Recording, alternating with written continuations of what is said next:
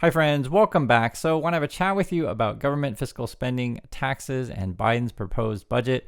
Also a couple of things that Trump is saying and the messy politics in the USA. So I don't talk about this stuff all the time, but I do think it's a pertinent time to talk about it because there's a lot of stuff mentioned here regarding business, taxes, Social Security, all kinds of stuff. So I want to go over these things with you.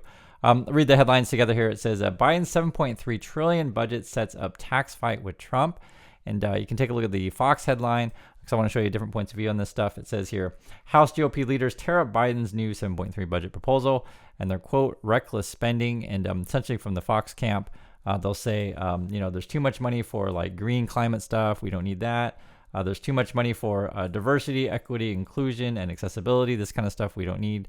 And then they'll also say, he wants more tax hikes on corporations and high-income households. So that's coming from Fox News, and that would be your general criticism that you would hear all the time, and which we'll get into in a moment here. I also want to mention this as well. If you haven't seen this is actually Katie Britt. She gave the rebuttal to Biden's State of the Union, and essentially I had to look this up for myself. I'm like, what the heck is going on here? She misled. It was like gave a misleading statements in her speech, basically claiming there was a story of sex trafficking that happened under Biden, but it didn't. And I read everything, I looked at everything, and yeah, it looks like she basically just lied / misleading. And you have to actually take a look at this for yourself to like see how crazy this is. But I'm bringing this up because this kind of rhetoric and this kind of talk appeals to a large portion of the population in the USA. Let me play a bit of it for you and get a sense. And if you're not in the USA, like when you see this stuff, you got to see for yourself. I'll just show you to you. Take a look. Despite what he tells you, our communities are not safer.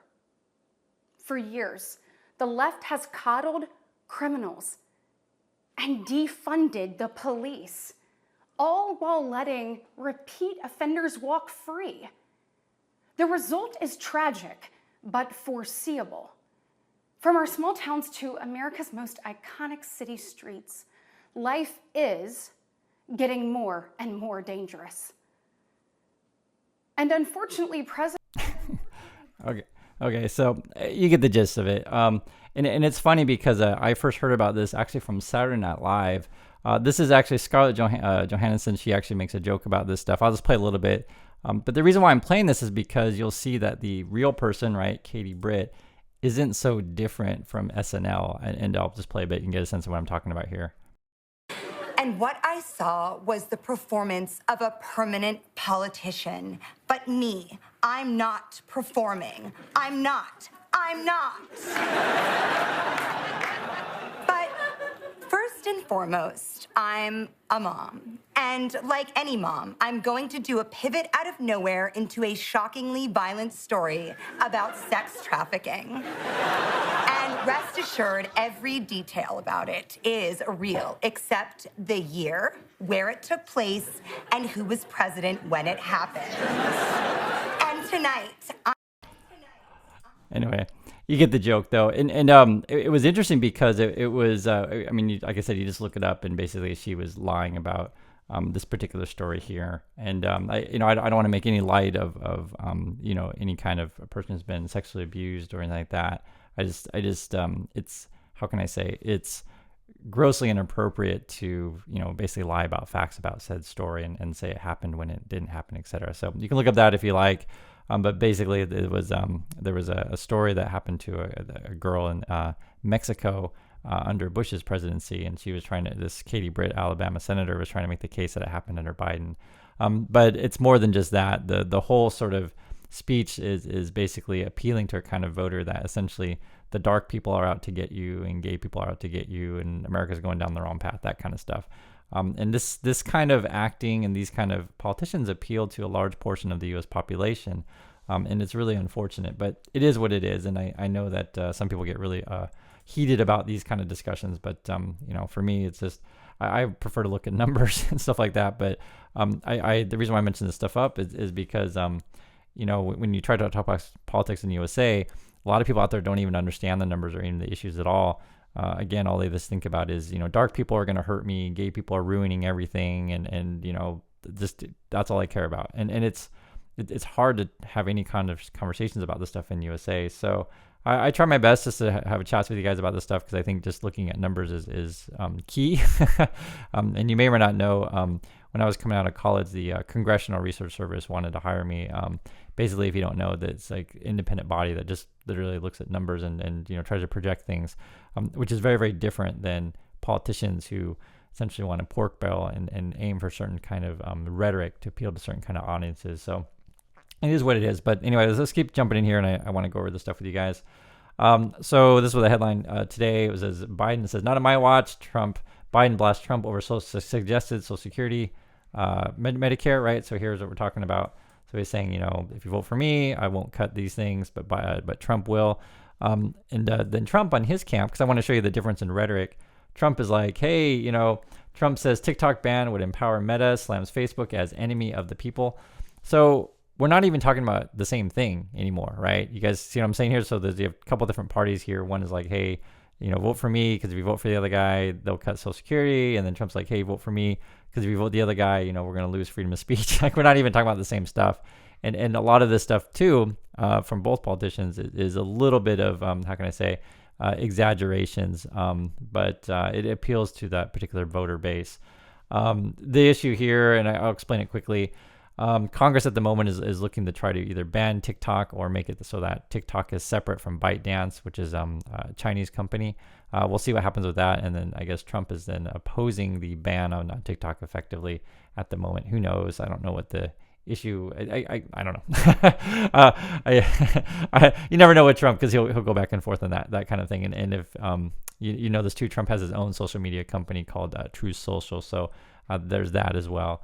And then the Biden situation is he was commenting on statements that Trump had made in an interview, which I'll go over in a moment here, regarding Social Security. And the thing is about Social Security is very few people are willing to tell you the truth. And the basic truth about Social Security is we just have too many old people. That's just what it is. And I don't know if that's the exact way you should say it. I mean, you'll just say the ratio of old people to workers is out of whack. It's a better way to say it. So we don't have enough workers to support our aging population. And it's not just USA. It's everywhere in the world has this kind of population issue.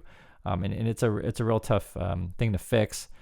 So you either do a couple of things. One is you bring more money into the system to help old people, or you have to cut benefits because there's just not enough money there. It's basic math.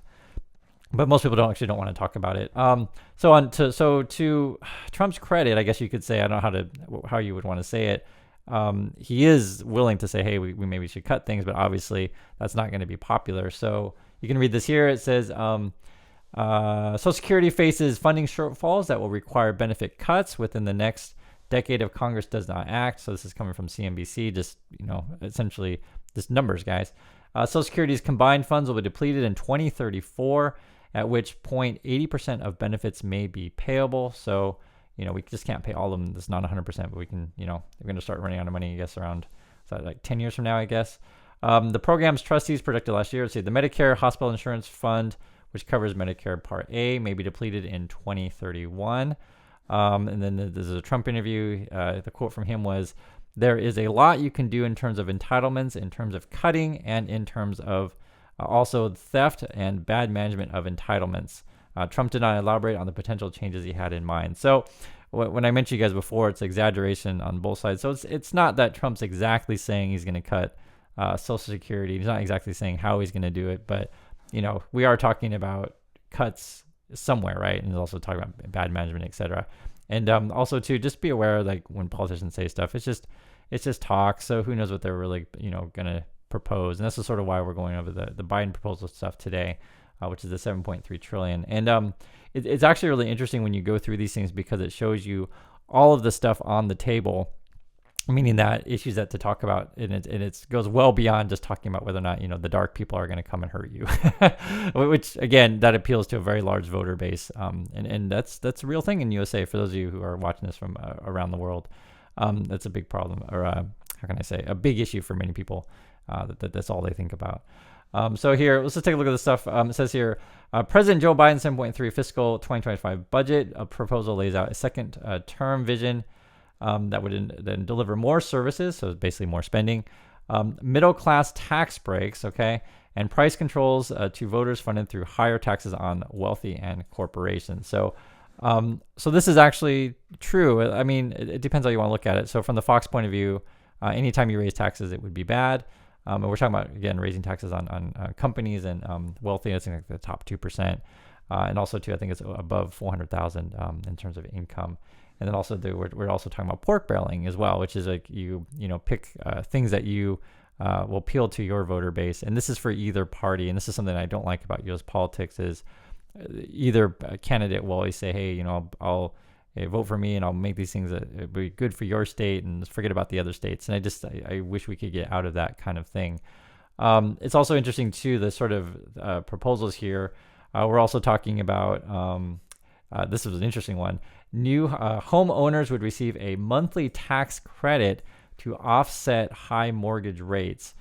So essentially you're going after, or trying to get votes from people who are, homeowners, not renters, right? So this certainly is a certain segment of the population. Again, I mentioned before, I wish we had more policies that tries to help everyone, not just certain segments, right? But, probably they looked at their polling data and said, hey, if we go after these kind of voters, they're more likely to vote, and we'll start talking about home ownership, these kind of things. And that was actually a big issue under Clinton as well.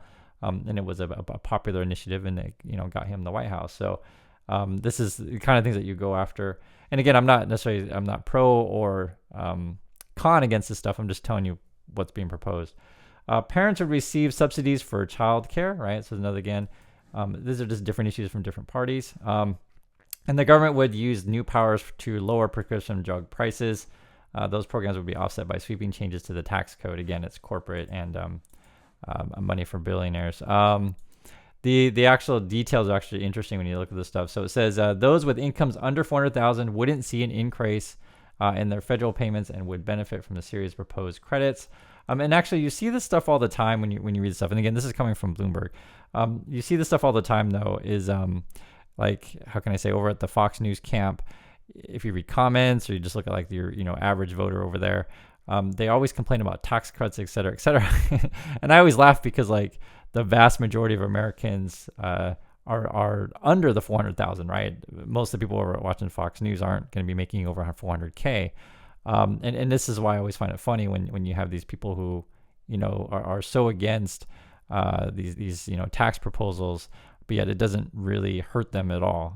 It's fascinating to me, if you guys understand what I'm saying here.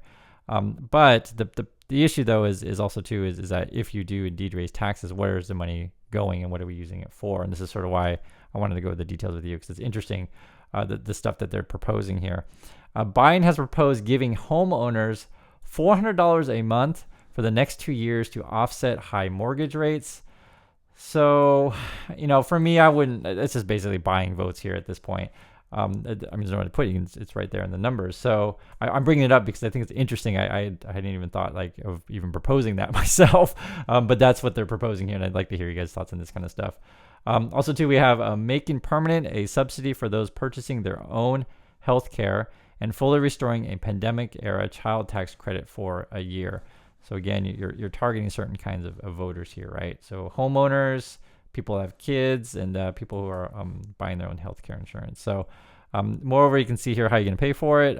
Those costly programs would be offset by raising corporate tax from 21% to 28% and setting a minimum corporate tax rate at 21% for corporations valued at $1 billion or more, quadrupling the tax companies must pay for stock buybacks. This is why I'm bringing this stuff up and we're talking about this today, because like you guys, we talk about business all the time. So this would actually probably, I'm assuming Wall Street wouldn't like this kind of stuff, right? We've seen this actually quite a bit in China, where a lot of companies are doing stock buybacks. It's a way to, different ways you can look at it, but one way you could say it's to kind of manipulate your stock price a bit. Other things too is it's inspire, how can I say it? Investor confidence. There's other ways to look at this as well. Sometimes, and this is in the case of China, the government's actually forcing their companies to do stock buybacks. It's interesting. So you're taxing companies to do that. So I'm not quite sure where this thing is coming from, but I'm just bringing it up to you guys, and also want to make it really clear. I don't like either party. I want to make that really clear because I do think we can live in a world where we can have fair taxes for everyone. I'd like to, at least, and also to live in an environment where we are promoting commerce and trade, etc. So, that's why I'm going through this stuff. It's complicated. It goes well beyond just dark people want to hurt you. Here's more. Biden would also increase the cap on payroll taxes to boost Social Security, right? You guys can see that it's there. And I know for some people that all they think about is just lower taxes for everyone and everything will be jolly. Not necessarily. That's why I said we got to figure out a way to get a system to where it's fair taxes for everyone and have a sustainable system. Right now, though, we're at deficit spending, meaning that we're spending more than we take in. So we got to figure out something to change here. Also says here, Biden imposes a minimum tax on billionaires, including unrealized capital gains of 25%, which would bring an estimated $500 billion in tax revenue over the next decade. He's proposing taxing capital gains at the same rate as the wages, as well as making more than $1 million. For those making more than $1 million, this kind of stuff is really unpopular on Wall Street. These kind of things, and these are tricky things because what you're getting into is, I'd use the example of someone like Elon Musk or Bezos or whatever, right? So a lot of times these kind of people, you have a whole bunch of options, you have a whole bunch of equity. Basically, let's make it very simple. You have a whole bunch of stock, right? And your net worth is really, really high. So this is something like Elon Musk is because he has so much Tesla stock. His net worth is climbed, and he was like the richest person in the world. And essentially what you could do is never sell your stock, so you never pay capital gains on it, and then you can essentially get lines of credit from various people on Wall Street, be it your Morgan Stanleys, your Goldmans, etc., and have good relationships with them because they know you have all this stuff that you can sell, but then you never sell it. And the argument you would make for the Elon Musk kind of stuff would be, well, these people generate jobs for everyone, and it keeps our business flowing. And I'm saying that's the argument that you would make. And obviously, if you start taxing these people for unrealized gains, you get a whole other ball of wax. So I'm not necessarily for or against this kind of stuff. I'm just telling you what the proposals are and sort of kind of these issues with it, right? Because I do agree, though, that, and this is also just very real, when you move up into the income, brackets, you start hiring people to basically figure out how to evade taxes.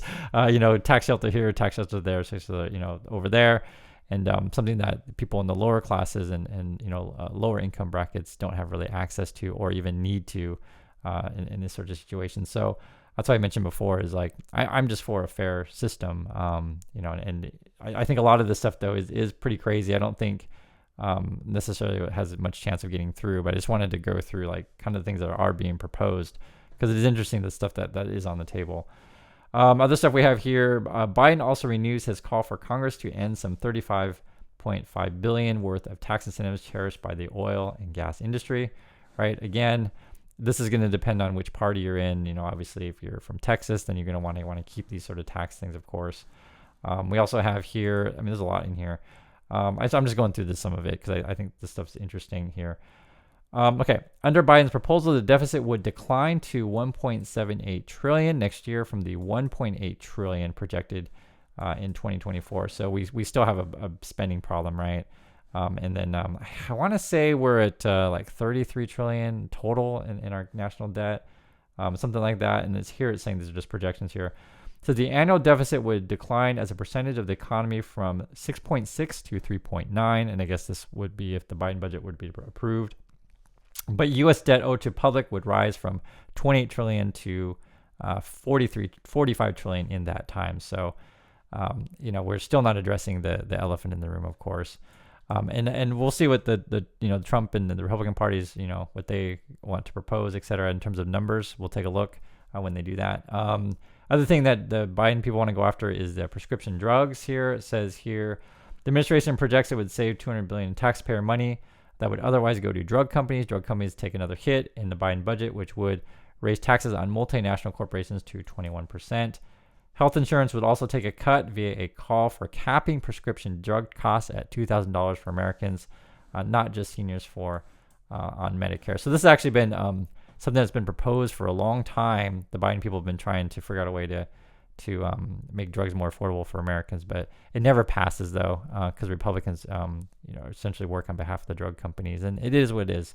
Now the arguments for it would be that if you remove the incentive or the profits from the pharmaceutical and drug companies, then they have no incentive to do research and development. So that would be the argument for keeping the system the way that it is.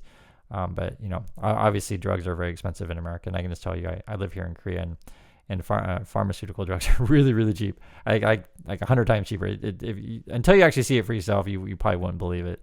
But it really is that different. This is also too, was this here? Unity package, but Biden also details his self-proclaimed unity package, or a unity agenda, a package of proposals he argues can garner support from both parties. So what's he talking about here? $12 billion next year for office to promote women's health, as well as funding to combat opiate abuse, that would be drug abuse, and a $5 billion in new funding for healthcare and benefits for fund of service members exposed to toxic chemicals. So this kind of stuff, I mean, I don't think any of us are against these things, but the issue is it just adds up over time, all this added spending. The issue is, and I just wanted to go over this to you guys as well, this is actually the budget here that we're talking about, the proposed budget that is, and I just wanted to give you a sense of like how complicated this stuff is. So if you want to talk about, and it's really a lot, you can talk about agriculture's in here, commerce, right? Department of Agriculture, Commerce, Department of Defense, Department of Education.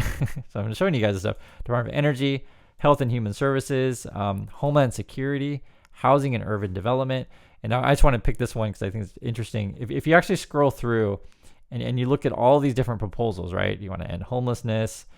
You want to reduce housing costs. You want to make rent more affordable. What else do you have here? Barriers to affordable housing, reduce lead and other hazardous things to families. I mean, it's just make it so harder to evict people. Just tons of stuff in here, and I'm just scrolling through it quickly. And here's one example I just wanted to bring up.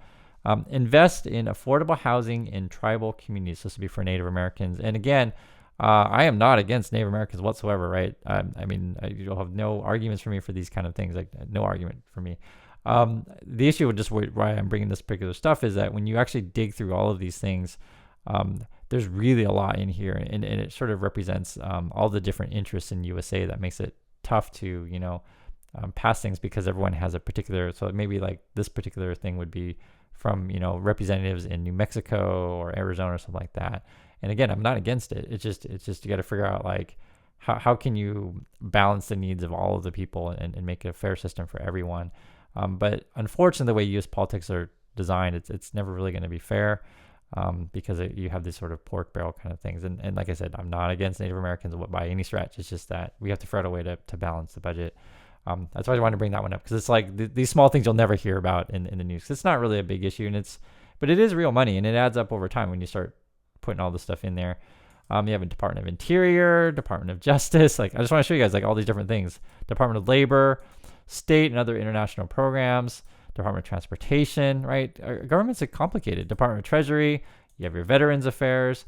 And for any of these other things, I'll just use the VA one as another one. It's like, no politician wants to come out and say, hey guys, we just can't afford it. We got to cut veterans benefits. Like, no one's going to say that, right? So these kind of things add up over time. The more stuff that you add on, and it's hard to cut any of this stuff because you just look like a jerk. If you're like, hey, I'm going to cut veterans, I'm going to cut Native American stuff, I'm going to, so it's hard. This is how our budget gets more bloated and bloated each year.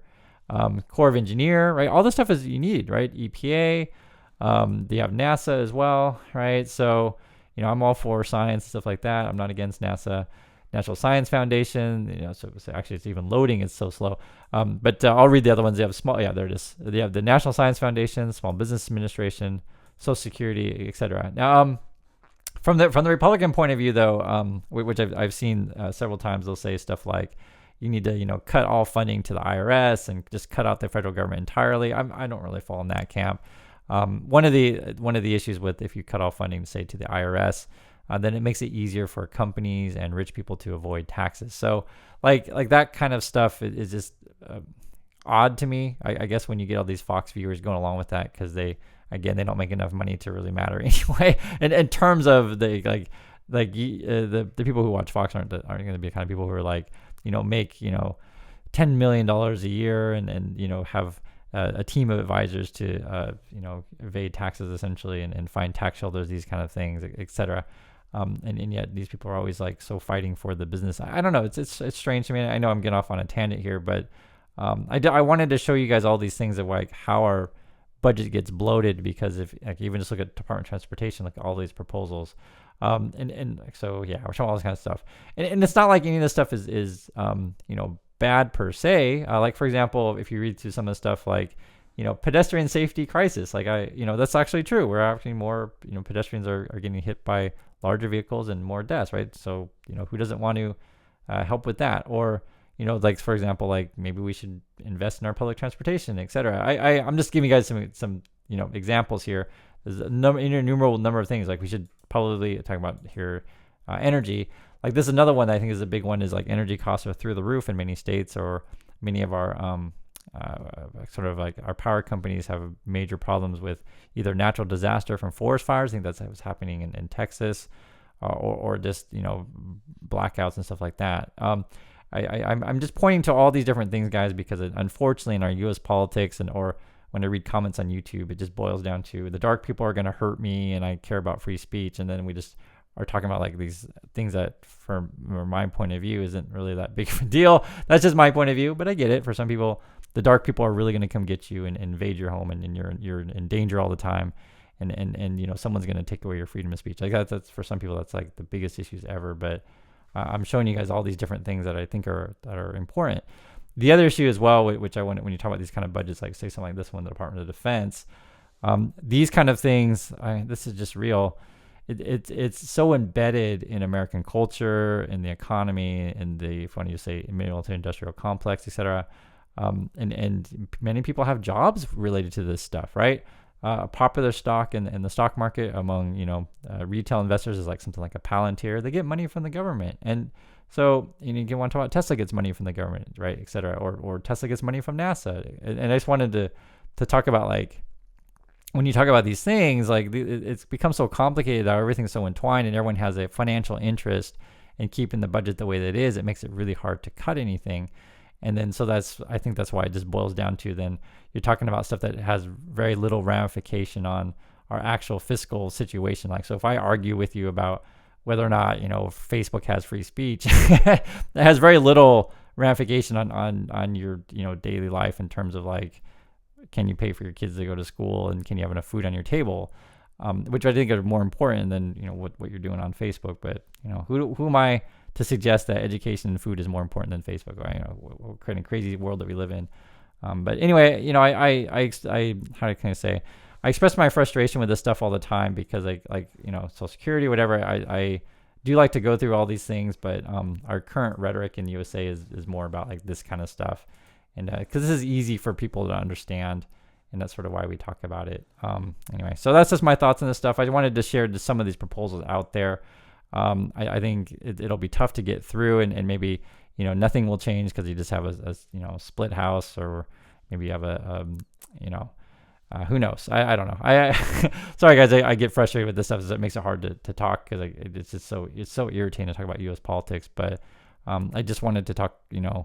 Until politicians come out and actually just talk about numbers and not just use this kind of rhetoric, it's not really something I want to talk about all the time, mostly for that reason, because I'm sure you guys understand. Sorry, I just get frustrated.